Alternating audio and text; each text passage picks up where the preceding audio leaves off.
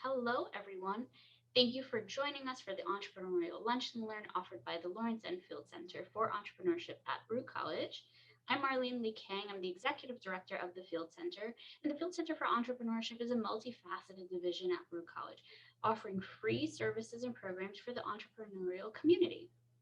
Today's Lunch and Learn webinar is presented by Baruch alum and entrepreneur Georgie-Ann Getton. Georgie-Ann is a New York-based tech ecosystem trailblazer, an execution expert, a mom of two, and the CEO of GSD Solutions. It's a business development agency she founded in 2019.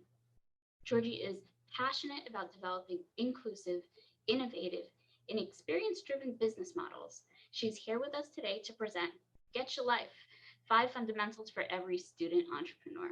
Georgie-Ann, thank you so much for being here with us. We always love having alums with us. So if you can tell our audience just a little bit more than what I've shared, I know that's your professional background, but anything else you'd like to give and share to us, totally appreciate it. And then you can start your presentation. Yeah, awesome. Thank you so much for that great introduction, Marlene. And, I'm super excited to be here. As a student, when I was going to Baruch, the Field Center is kind of where I lived, right? Every day after class. And I don't know if everyone's back in person full, or I know there's like a lot of hybrid going on, but, every day after class, I go down to the first floor, go right to the Field Center, kind of bother everyone. I participated in CUNY startups. I'd always want to take advantage of the resources there, whether it was workshops they were having, just tapping the brains of folks. A lot of business department teachers would be there hanging out. So it was just a place of growth and opportunity for me there, especially as a student trying to build businesses. And then while I was a student, I was also running my company, Illicit Mind, that was the name of the company at the time. And I had started it like right after high school, that specific business. And I've just always been really passionate about businesses. It's weird, like some kids, right? They want to grow up to be a doctor, lawyer, nurse, teacher, etc. I just wanted to have businesses because growing up in Jamaica, that's where I was born and raised, the island, not in Queens. It was just everyone in the community were business owners. My dad was a business owner. My uncle was a business owner. And it was just so cool to kind of see them like hire people, work with people, and then provide products and services to the community that helped us grow. And it's like, oh, that's so cool, and it made it feel closer and more realistic, right? Just something that they made up or something that they created, and then people all around were like loving it, right? I was still motivated by other folks in my community that, again, were like lawyers, nurses, teachers, but it was just like, you could create something by yourself and everybody likes it. Like somebody has to start this. Yes, I like that. So that's a little bit about me, and I'm, very much an open book, and I would love to share any resources and continue talking with everyone after. So you're going to see my contact information a couple times in my slide deck. So, screenshot it, take that down. This is not just like a one-time opportunity. I'm pretty accessible on the internet. So with that introduction and additional detail, I'm going to go ahead and get started in the presentation. So thank you so much again for being here. What I'm going to be talking about in this workshop is Get Your Life, and it's kind of a pun on my brand, which is GSD with Georgie, which also stands for Get Shit Done. So, to kind of keep it a little bit more PG, but we're all adults here in college. Get Your Life, 5 fundamentals for every student entrepreneur.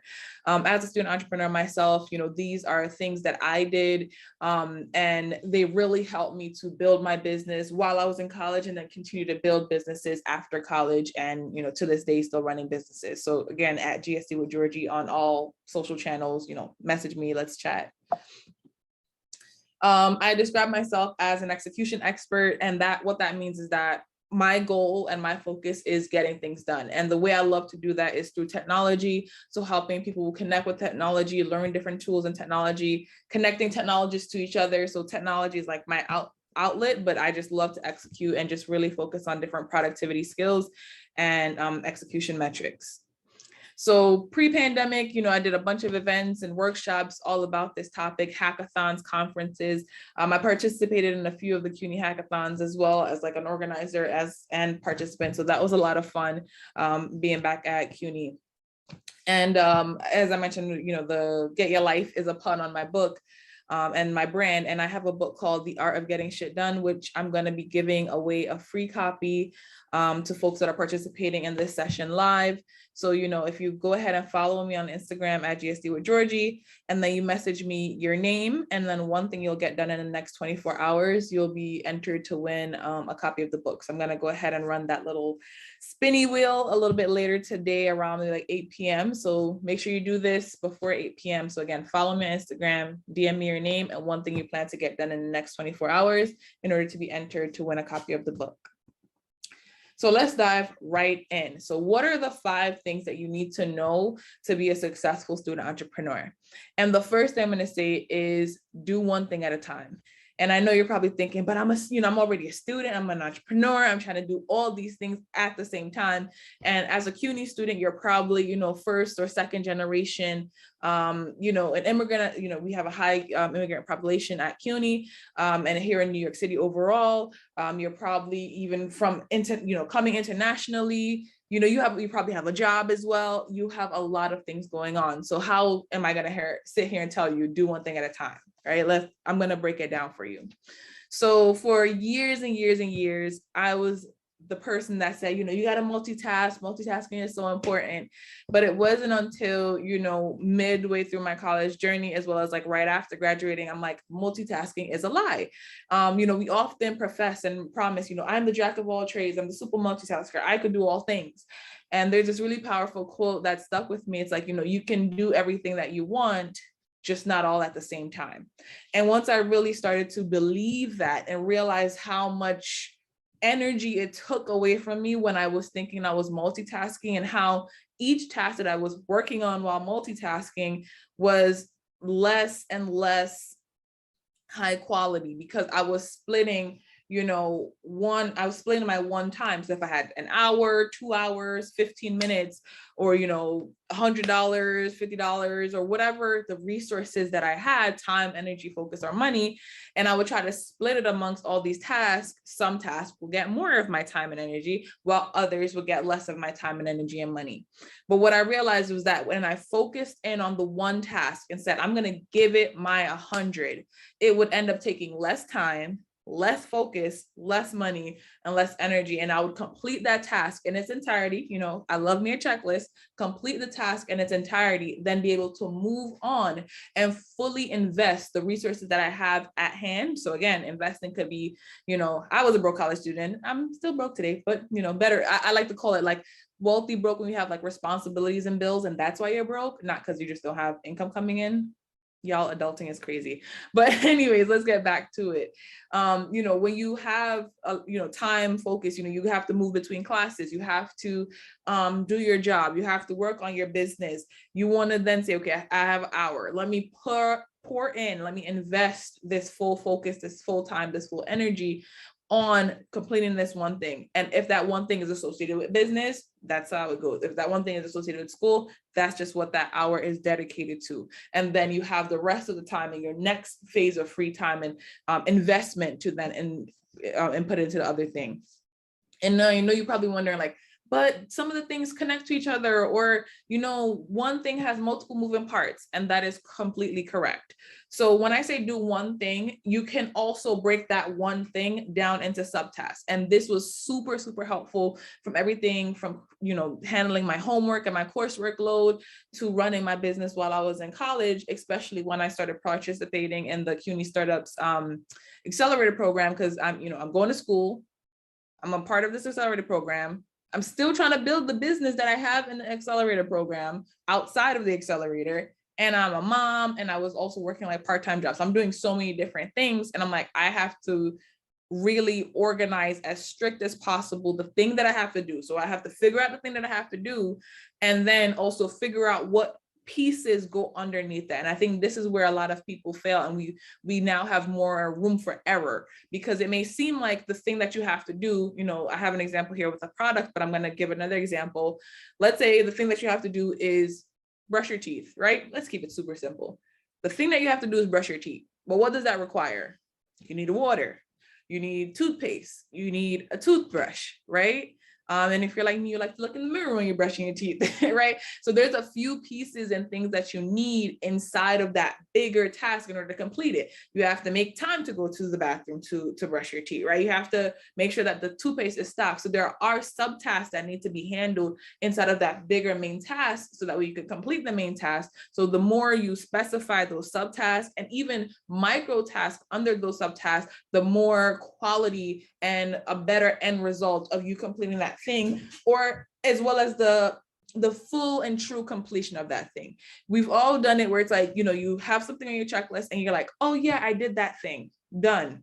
And then you realize, oh snap, I forgot step number 3, or I missed, the subtask, the third subtask, micro task. I forgot to do that thing. And that thing might have been the item that seals the task and truly makes it complete. But in your head, you finished it, but in reality, it's not done in its entirety. And now you have to come back and invest another layer of time, energy, and money in order to complete it. So when you focus in, do one thing at a time, and having subtasks and micro tasks to that one thing that you're doing, you're then able to be more productive with whatever resource that you have on hand. Another resource, right? Love me some resources that help me kind of focus in. I love numbers. I love data. I love information. I love stories. And so reading this book called The One Thing by Gary Keller was just another piece of, how can I say this, supporting element to having me commit to this whole concept of doing one thing at a time, because it just felt so foreign. I'm like, I've been told my whole life, multitasking is great, doing a lot of stuff is great. And, I'm still able to, in the end, have a lot of outputs, right? A lot of results, but in the weeds of it all, I'm literally just doing one thing at a time. So that really, helped me, and it showed me a lot of different case studies and success stories. And it was just a nice, fun book to read. So definitely check that out, The One Thing by Gary Keller. Now, strategy number 2, plan ahead. I love me a good planner, a notebook. Literally right now, I have, I think, like 3 different notebooks and planners like on my desk. I think there's another one somewhere around here, because I want to make sure, and when I tell people I live and die by my calendar, if the thing is not on my calendar, I will forget, right? And everything from kids' doctor's appointments to, filling up my water bottle, going to the gym. It gets a little granular and a little crazy sometimes, but it keeps me on track. It has me have this plan, and I clearly know each day when I wake up and when I go to bed, what my next day looks like, what my 2 weeks from today looks like. And then I could make better strategic decisions of how to spend my time, because everything is an investment. And again, we're all busy students here. I know what it's like to be a super busy student. And even if you're not super busy, having that plan allows you to make better decisions. So let's dive into what planning ahead looks like. So, pop quiz. But first, a word. If you fail to plan, you plan to fail. And I'm pretty sure we've all heard this quote at least a dozen times. I know I heard it while growing up as a kid. I used to go to karate school, and like my instructors sensei would always say, if you fail to plan, you plan to fail, and all these motivational things, right? And so, if you are a content creator, for example, or, you have your business, what blog posts will you be writing in the next month, the next 2 weeks, the next week? What events are coming up, right? You plan to attend this event. How many events are you attending this month? How many products or services will you launch in Q2? That's coming up, right? Which holidays do your business have promotions? Which holidays do your business have off? Are you going to launch on a holiday? Is your product time sensitive, right? Are you planning ahead so that way you know what you need to do in order to order stuff, produce stuff, send it out to folks, and then people can receive it? Because again, if you fail to plan, you plan to fail. And yes, things can change, as we've all seen more granularly in the last 2 years with the pandemic. I'm pretty sure you planned to go to college in person the whole time. I'm pretty sure you planned to, connect with folks and see people's faces when you were a college student, and your plans had to change. And so the thing, and planning to go to, workshops in the field center, not in the virtual field center, right? All these plans have changed. And so, but if you have a plan, when it's time to pivot or adjust that plan, when life doesn't go accordingly, it'll be a lot easier. Because if something happens, again, world changing pandemic, and you don't have a plan, now you have the additional anxieties and pressures of what's happening right now, and you don't have a clear mind to make a decision. If you're like me, I sometimes do well on the pressure. People think I do well on the pressure, but that's because I already have a plan. Like whatever I'm doing, I'm like, okay, if it works out well, good, we're gonna go on this path. But I always have another plan or another path that will still get us to the end result. So I'm prepared with that backups, right? This is literally the work that I do every day. And I'm just like, you know, something will happen and I'm like, okay, we could just do this instead. And they're like, oh my God, how did you? I'm like, cause I had to think ahead. What if this doesn't work out the way we want it to? What are the other angles? What are the other options? But having that base level plan is what's going to allow you to stay calmer in crazy situations and then make the best decision at that point to how to move forward, how to transition. Because if you just get stumbled or you fumble, that could literally cause, you know, as business owners, right? If you want to be an entrepreneur, that could be a $10 decision or $1 million decision. And if you're not planning and being strategic or practicing that strategic mindset, you could lose both. And, you know, losing $10 may not seem that bad, but losing $1 million is not fun either. Definitely not fun.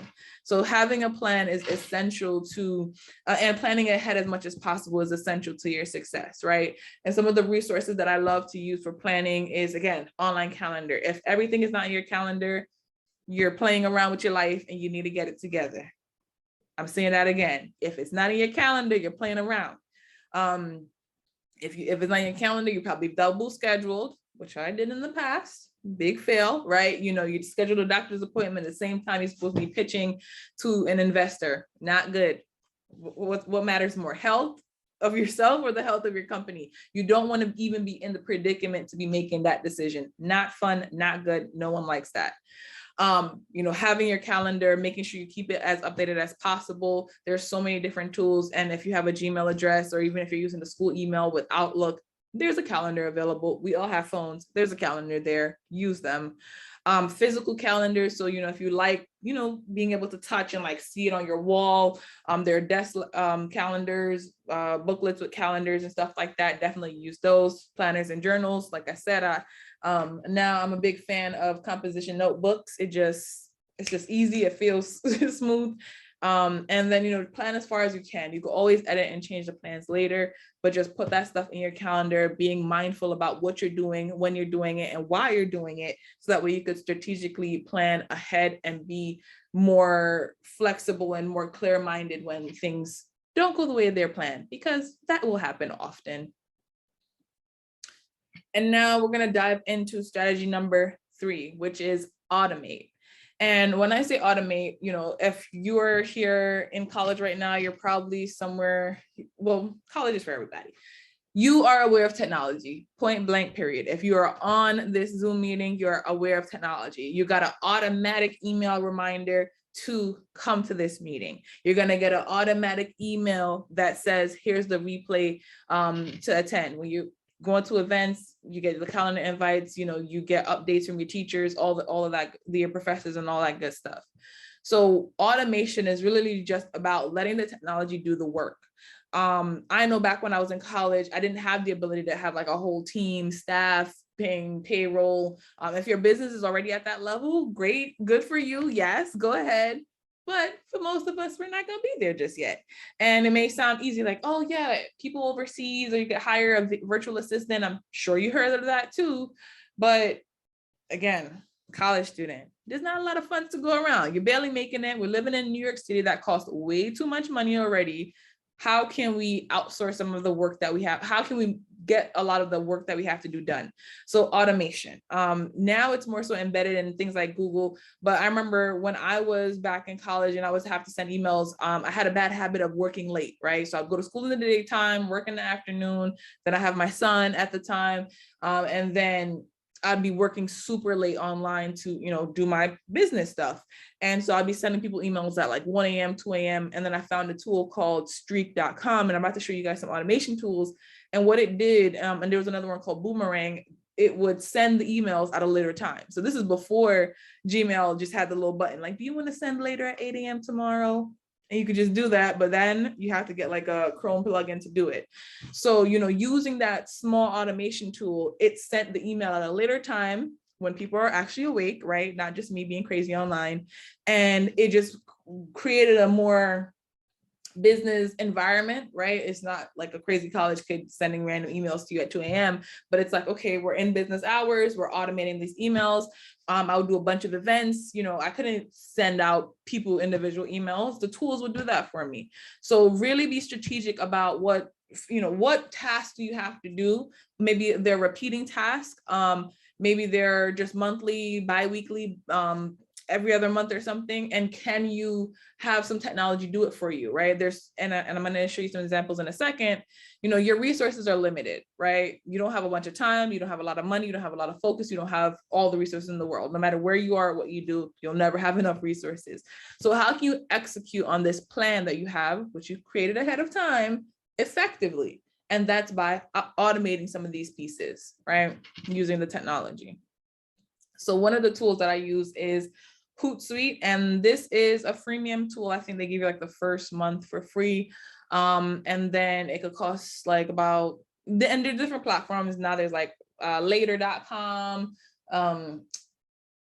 Loomly. So there's a whole bunch of these platforms that you could schedule your social media posts, and this was very helpful for me because we can't be on social media all day, every day, right? It seems like that when you're looking and receiving the content on social media, but this stuff has to be planned, then created, then scheduled, then, you have to review the data. And I just did not have that much time on my hands, right? So to get some of my time back, I said, I'm going to make the financial investment. I think it's like $45 or $49 a month to get like the Hootsuite, right? And so again, you got to decide, getting my time back was worth $45 for me at the time. And again, they have a freemium model, and there's other free softwares out there like this, but you schedule the post in advance. And now every day at a certain time, people are getting information from me. They're getting engagement on social media, and I don't have to be there scheduling it out individually, maybe taking 5 to 15 minutes per post. Right now I have,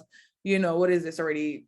14 plus, another 21, bunch of posts going out on its own time, doing its own thing. It's automated. Then there's another tool called Zapier. Some people pronounce it as Zapier, Zapier. There's so many different pronunciations, but this is a tool that what it does is connect different apps and software that are not already integrated or connected with each other. So for example, you want every time somebody from Baruch College, every time that somebody from Baruch College emails you, it automatically adds their name and their email address to a Google Sheet, right? Because, right, you did some marketing and it's targeted to a Baruch student, et cetera, et cetera. So what this tool does is, because right now there's not an automatic way that is created by Google to do this, is that you can come into Zapier, put in what actions you want it to take, and then it'll automatically do it on its own. So you don't have to every week go through your emails and read and, sort it out. You may want to double check it here and there, but it automatically will do it for you. And again, this is a freemium model as well. I think you get up to like, they call it 5 different zaps and 100 tasks per zap per month, and it like renews. And then if you want to pay for it, you could do that. So you just go onto the website, you type in the app that you want to connect, the 2 apps that you want to connect, and then it'll ask you, how do you want them to connect, and how do you kind of want them to talk to each other and take actions and automate stuff.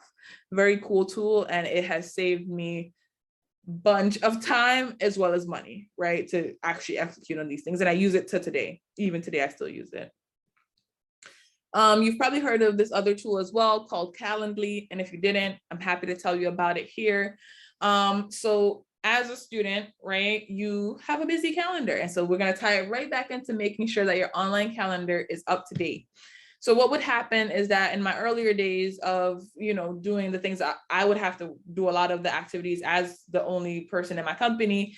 And I had to, move around my school schedule and then my work schedule, family stuff. And it was just becoming really hard. It would take 5 to 10 email threads with folks What time are you available? Oh, I'm free Thursday at 2. Oh, I'm not free Thursday at 2. Maybe we should try Friday. What time's on Friday? Maybe 3 to 4. And before you know it, it's this everlasting thread of, I am available this time, I'm not available, let's try again. Not efficient, not the best use of my time. And people get frustrated, right? After a 30 email thread and you can't schedule a meeting, which is definitely possible, it gets frustrating. So what Calendly does is that you sync up your calendars. And if you have multiple calendars like me, you can sync up every single one of your calendars onto it. And then it'll, and then you can set up the type of meetings that you want to have. You can include like the Google link or the Zoom link or whatever it might be. And people go on and it automatically populates to them. These are the times that Georgie is actually available. And then they could select a time, put their name and email, they get a calendar invite.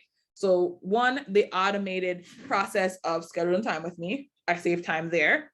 2, automating the calendar invite as well as follow-up email and other communications, reminder text, reminder email about our meetings, all of that already sent.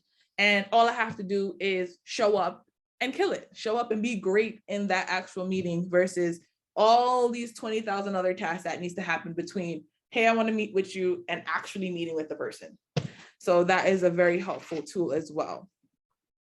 So, automation is great for like email, repetitive tasks, Facebook communications. We see people using chat bots, but I just want to let you guys know, don't wait, automate. And there is so many free or like freemium where it's like, it starts out free. And then as you use it more, then you have to pay for it, solutions that automate things on your behalf. And if you're more tech savvy, you could even build out some automation tools, right? Because that's what a lot of these platforms are. You can build out the automation tools, what is that? If this, then that, like, code something great, make it amazing, and you have your own automation tools, but definitely use automation, use the technology to your advantage. And now strategy number 4, which is outsource. So similar to automate, outsource is getting something else or someone else to do the work for you. So outsourcing is simple as that. When you have small or simple repetitive tasks that more needs like a human touch to it, right? This is where you would outsource. And I know we talked a little bit about VAs and virtual assistants a little bit earlier in the presentation, but with outsourcing, you can find, reliable people, and you don't have to go international, right? You can outsource tasks to other students at your school, right? A lot of my team members on some of my earlier startups were other college kids. I'm like, hey, we're doing this thing, you get volunteer experience. You can even put it as like an internship on your resume, or even just fully blown work experience, right? So outsourcing is getting other people, humans, to do that work. So being really clear about what work you want to have done is one of the first things that you need to know when you're outsourcing, as well as creating deadlines, right? Especially if you're working with students and volunteers, we're all busy. So creating a deadline like, hey, Marlene, I need help with this task. I'd love for you to volunteer. You could put it on your resume as like a project or helping you out this thing. It's due on Friday, the 24th. Can you, help me out with this? This is what it'll look like. If you want to take it a level up, you may not need this. Again, it's just early stage, potentially putting a contract in place, not required, but a great to have if folks get funky or like things cost money. And, as your company grows, you'll definitely want to have contracts in place. But, outsourcing to another person, or maybe having a co-founder, then delegating it to other people on your team. So outsourcing is super helpful. And when we think of them compared to each other, outsource, getting a human to do some of the extra work, automate, getting technology to do some of the extra work. And some platforms that you could use if you have more financial ability to have, pay somebody to come and help you out. You can use like Fiverr.com, which is very, it starts at $5 for a lot of the different services on there. Upwork, it's a little bit more costly. Or even like TaskRabbit, you can use those apps. And there's so many gig related apps and platforms out there that people are looking to, just to grab a gig, do a quick task, and then continue doing freelance work. And at the opposite end of this, right? As a student, I had way too many side hustles and side jobs. You can be the person people outsource to if you're really, really, really good at something, right? I know folks, this college, we're just gonna be honest. I know folks that would write papers, That's outsourcing. The person that needs a paper, that person that writes the paper.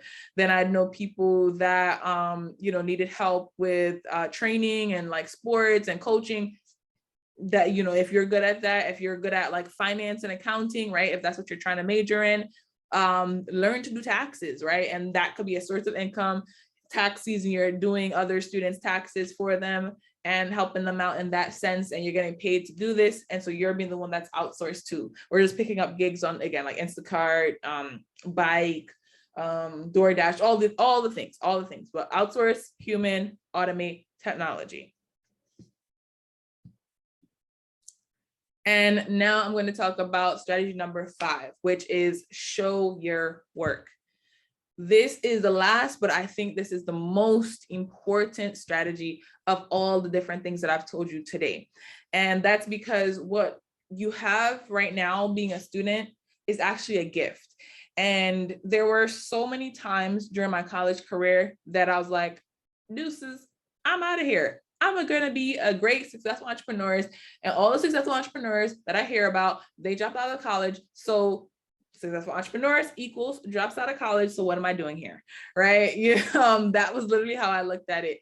And being a college student, just even the title student allowed me to get into so many different doors that I never could have imagined that, it was like a little pass. Like when people hear you say, yeah, I'm a student, I'm trying to learn about VC investment. People are like, oh yeah, come on over. We want to teach you. We're going to give you free passes. We want to give you discounts. We want to give you opportunities. And so, being a student was my secret weapon. And I would use that. I would show the work that I was doing to folks and being able to get into doors by being a student. So if you are like me and you have a weekly thought of, deuces college, deuces, I don't want to be here anymore. I want to have that freedom to work on my business full time. I will say pause off. Don't do that yet, right? Maybe it is for you, but I'm going to suggest, stick it out. I stuck it out and I'm better for it. I'm really happy that I stayed and finished my career, my college career, and graduated with my degree. It worked out in the end, and it works out for a lot of folks, right? So here's how we're going to show our work. So show your work is just the concept of not waiting till something is done. Something is perfect before we release it out there, right? As a student, you are a work in progress, right? Are you not gonna try to apply for jobs because you don't have your degree yet? Are you gonna not try to apply for internships and get more experience because you don't have your degree yet? No, you're gonna go out there into the world and gain those experiences, gain that expertise, and then be get to the level of mastery in whatever industry or whatever major you're pursuing. So don't wait until your product or service is perfect before we put it into the world. Done is great. And it definitely resonates with me since my brand is get shit done, right? No matter what anyone says to me or about me, they cannot compromise in my ability to get things done. I'm going to put in the work. I'm going to do the thing and I'm going to talk about it. And it could be half broken, things dangling off, but guess what? This is the first attempt, right? We all have, different phones and devices. I'm pretty sure that's not the first version of your phone, especially if like the iPhone folks are up to 13 now. I don't know how many numbers they're going to go up to, but the version 1 of whatever that it is, right? Version 1 of the iPhone, version 1 of Facebook, they're not even Facebook anymore. Now they're Meta, right? Things are able to transform, transition, and grow. Version 1 of you, when you were just born, you weren't here in classes taking college classes and learning these things. You had to slowly but surely transition and level up.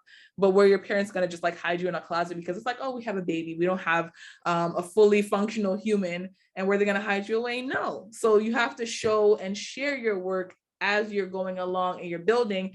And everybody loves an adventure story, y'all. We all love, when you're scrolling on TikTok and it's like that person is just like, oh, this is where I was before, right? Whether it's like, maybe they were overweight or, they didn't feel as beautiful, or they were just a student and it's like, oh, this is me now, super skinny in the gym all the time. I'm an expert at makeup and beauty and wellness and health, and I'm a super successful CEO. We just feed and eat up all those adventure stories. It's the same thing. Show your work, show your adventure stories, so that way you can do your little flashback Fridays and throwback Thursdays and comparison things and show your growth and your progress. people love to be a part of that progress and part of that growth and be like, yeah, I know Georgie since she was at Baruch and now she's doing all these things. They love that story. They eat it up. People are suckers for that stuff, right? So some ways that you could share your work is one, creating a blog. If I remember correctly, one of the courses that I took at Baruch actually made me create a blog. It was part of the class. It was one of my communications class. I think it was like graphic communication. I don't know. I don't remember which one, but I know I had to create a blog and it was for school.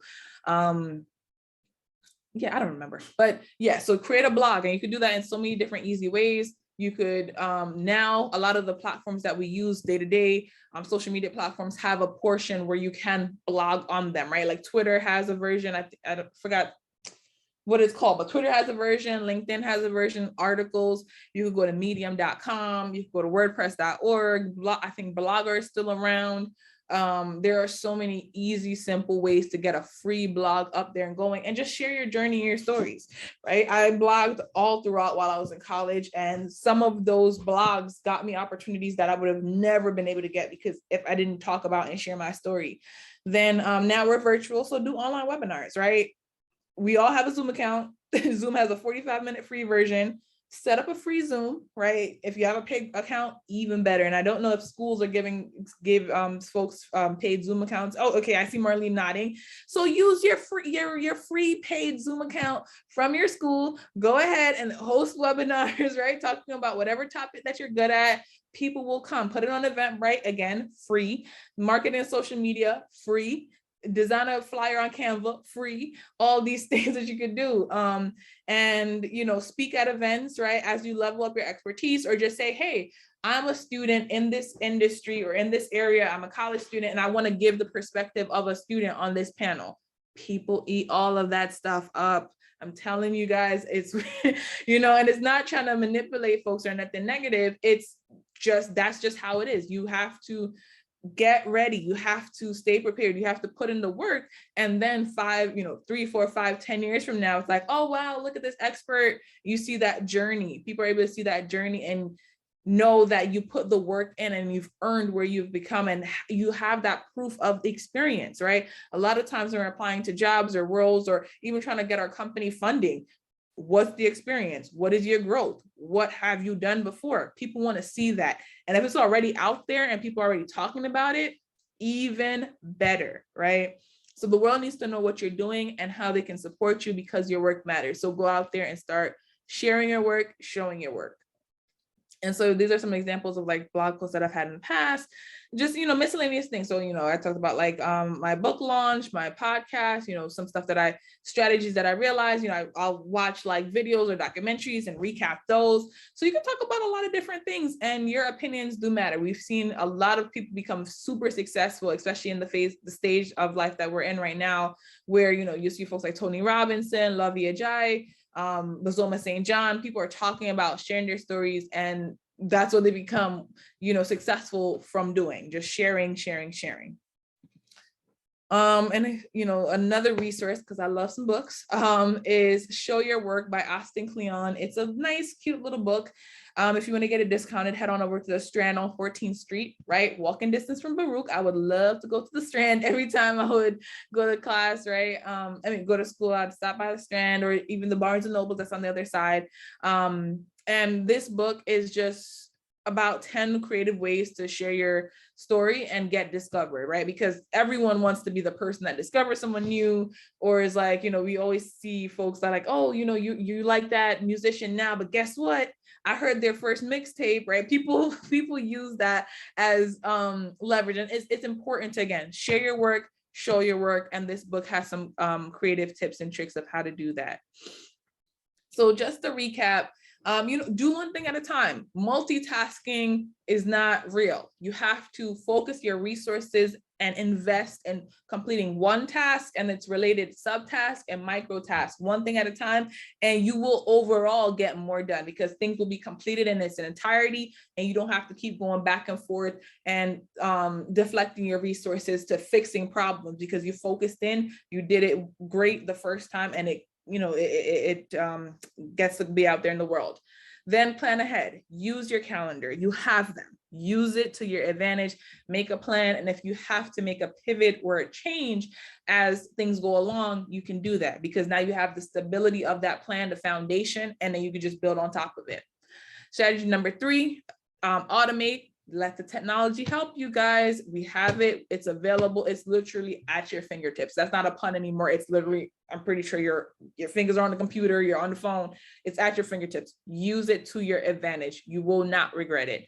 Outsource, get volunteers. If you have the funds, pay people to help you. Use the Lawrence Field Center, right? There's resources there, whether it's outsourcing ideas and concepts, come in and talk to the team over there.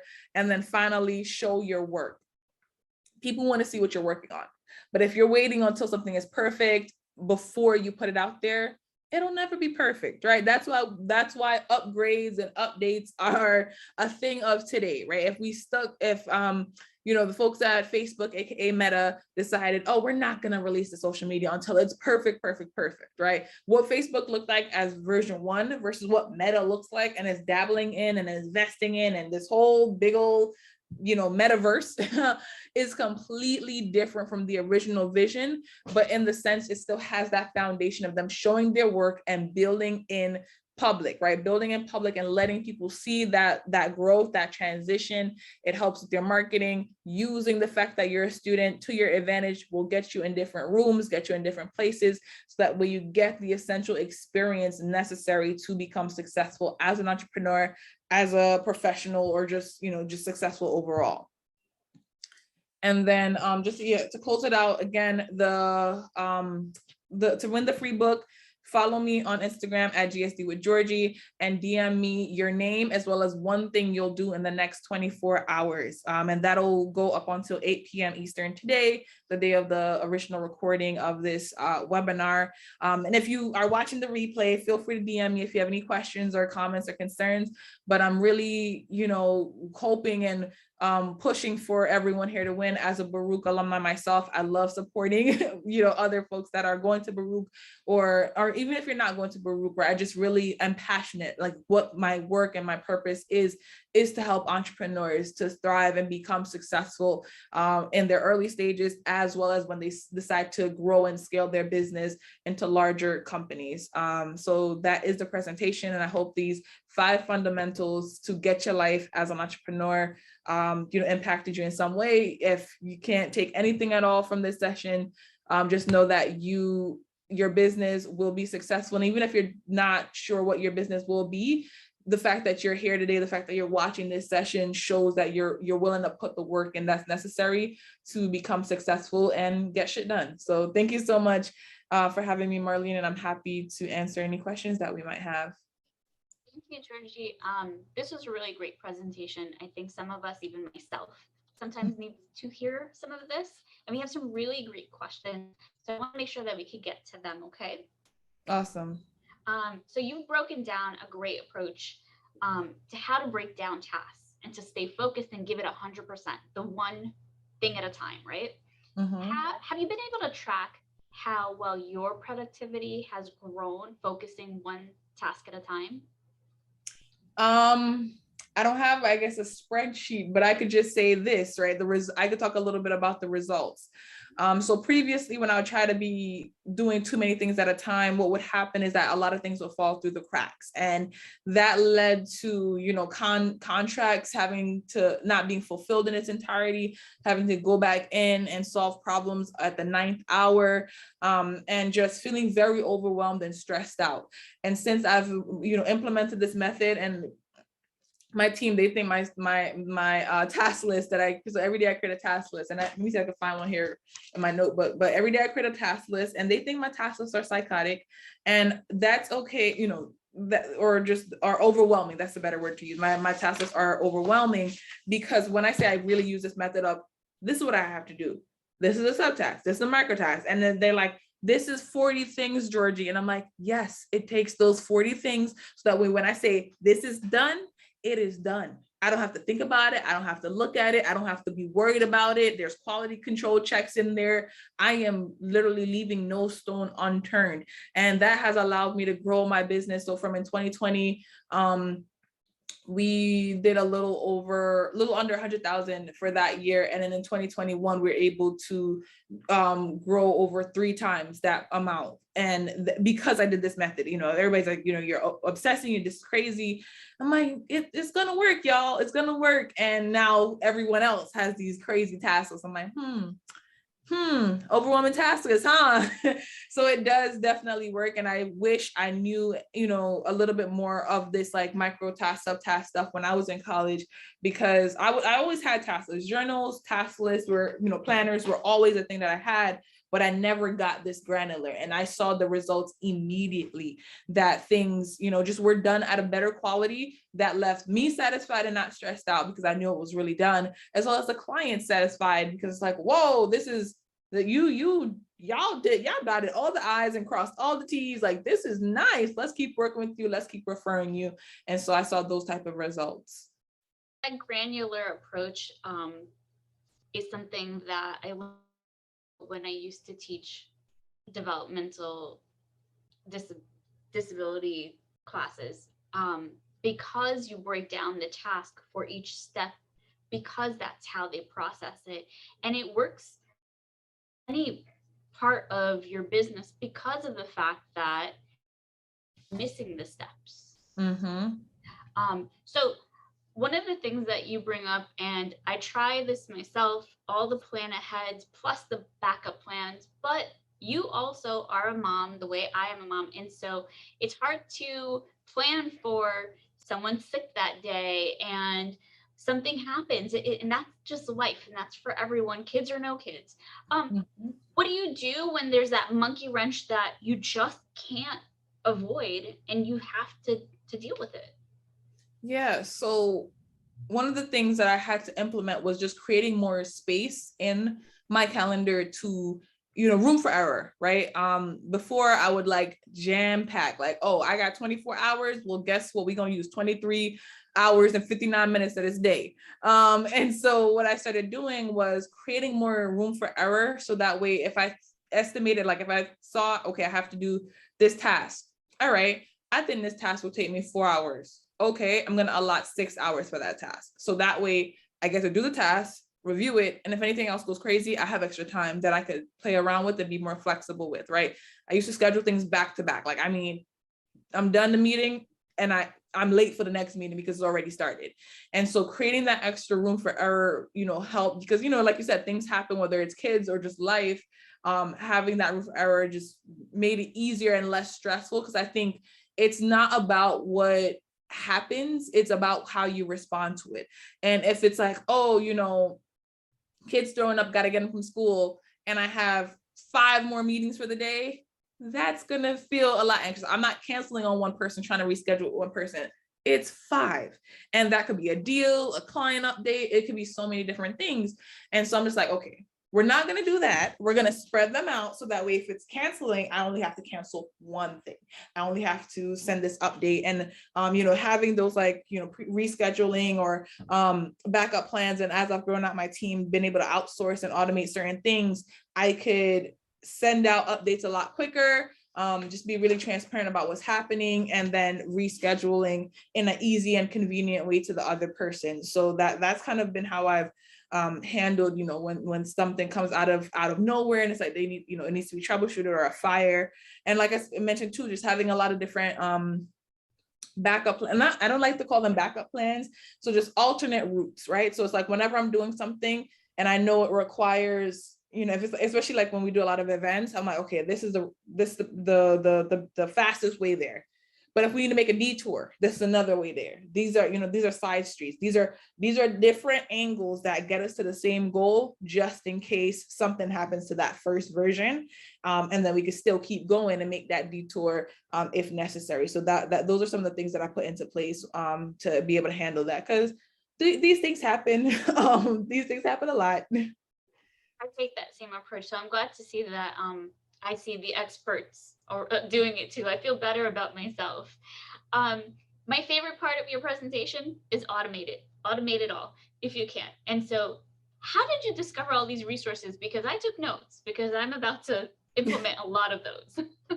Yeah, so it was a lot of trial and error and frustration, right? As well as There's another book by Austin Kleon called Steal Like an Artist. And reading that book just gave me a lot of energy, not to steal, but things are out there. And as soon as somebody will send me a cool tool, I'm like, oh, what is this? Let me head over to Google.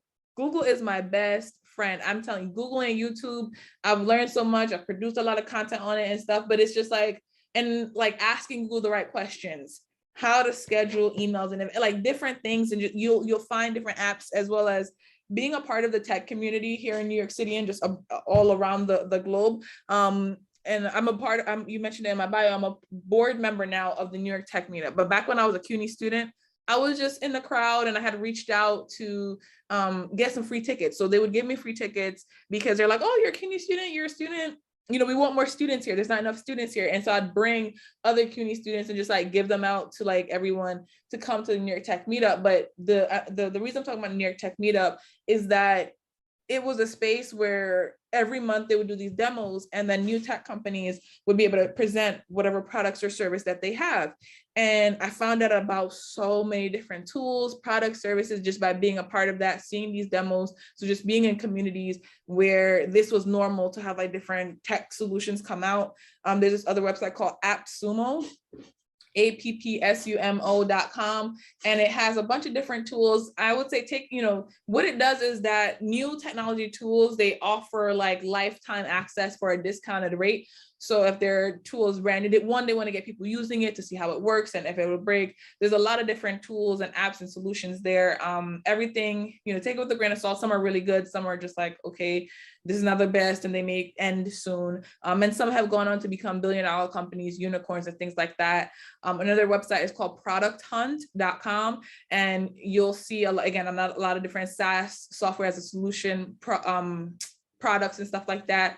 Twitter is great for this. Everyone on Twitter, especially tech Twitter, is always talking about, new apps that are coming out, new software that's coming out. And so just being embedded in these places and getting, tapping into my network as soon as I see somebody with a new tool, like, hey, what's that? How do you use it? Where do you get it from? Was really beneficial. And now literally a little bit less than 10 years. About 8 years now, I've been a part of the New York Tech Meetup, and I recently joined the board, been nominated to be a part of the board about like a year or 2 years ago. And so seeing that growth and transition of just like getting into these spaces that were important to me, since I knew I was passionate about technologies and I wanted to always know what's up and what's next. I just was very intentional about it.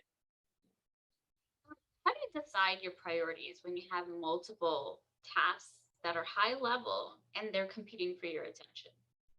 Yeah, that's a really good question. I actually I have a YouTube video about this. I'm trying to think of what I said in the video, and I'll send it over to you and you can share it with folks. But it's essentially, writing everything down and figuring out, okay, is anything time sensitive, right? Is anything time sensitive? Is anything finance related? So what are the other key factors? So similar to like the task and subtask, what does it take to do this thing?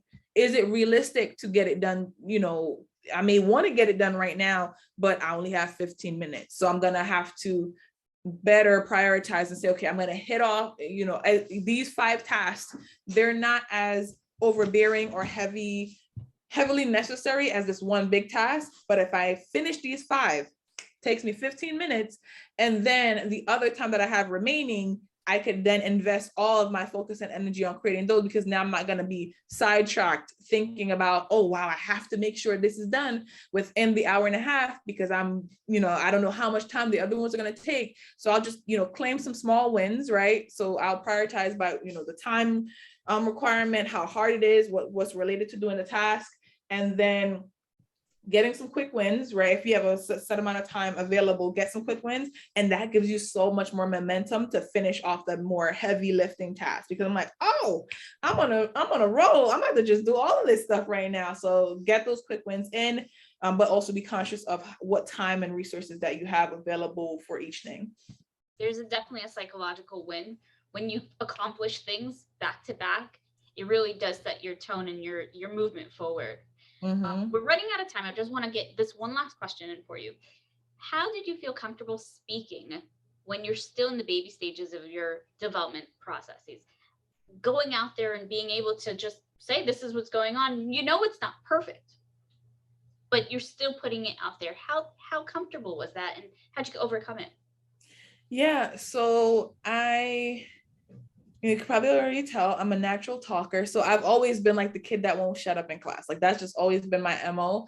And I went out into the world in a curious way. And it wasn't like a strategy that I planned. I'm just naturally curious. I have a lot of questions and I have a lot of opinions and I think about things. And sometimes, I'd go to events and, I remember this distinct memory. I think it was like either 2014 or 13. I went to this event and it was like a room full of folks. I went right after school at Baruch, so 2014. So I went right after school at Baruch, and it was on like 25th and 7th, something like that. But it was right near school, and there were this room. Everyone had on like suits, and it was a lot of like older white guys and just business people. And I'm here like with my book bag on, a t-shirt, some jeans, and some sneakers. Right, I just finished class, and they kept on repeating ROI, right? The whole presentation, they kept on repeating ROI. And like, I'm listening, paying attention. I have no idea what ROI is at this point. And so they finished talk. Oh, who has questions? Nobody's raising their hands. And then a few people raised their hand. I'm like, hey, what is ROI? Everybody kind of looked at me like, why are you here? And I was just like, I want to know. I don't know. And it's just that natural sense of curiosity. So if you lead with curiosity, one, it helped me get noticed in a lot of places, because then I became this girl, this like little Black girl that kept on asking all the questions at events, and people would remember me from that. And it was just, then they'll ask me what I thought of it, because it was just like a fresh mindset, because everyone in the room has either been there a dozen times. And so because I became this fresh mindset or fresh eyes or vision, people wanted my opinion. So they started asking for it. And then I was just like, oh, this is just an idea that I have. And sometimes it'll just be like, oh my God, that's the best thing. And then they're like, I'm like, I just thought it was cool to ask this question. I just had no idea what was happening. So, leading with curiosity is what I would say to help you overcome that, and knowing, just accept it. You are not an expert. No one is looking at you as an expert. And then that removes that pressure of feeling like, oh, I got to get this right. No, you just got to get it. You just got to do something. Like, they're not expecting you to do flips and tricks. They just want you to talk. Just say anything. So I want to thank you so much for spending your time with us today. One, you fit us into that schedule, so we're really appreciative of that. And I think that our audience and myself were taking away a lot of tips, tricks, and resources from your presentation. So I appreciate that. Thank you all, everyone that's attended today as well. Don't forget to hit up Georgie on Instagram. It's GSD with Georgie. Yes. Yes. We will share that as well. It's in the chat. Don't forget, everyone, we have another Lunch and Learn March 3rd. It's creating a career you love by building a service-based business. Those of you who know and been part of our Lunch and Learns, you will get a follow-up email from us with the recording, the presentation, and which is new, we have a survey about how do you feel about our Lunch and Learns in this presentation. So I appreciate if you guys would fill it out. So thank you, everyone. Thank you, Georgie. It was great having everyone today. And have a good day, everyone. Thank you. It was nice seeing you all. Take care. Bye-bye. Bye.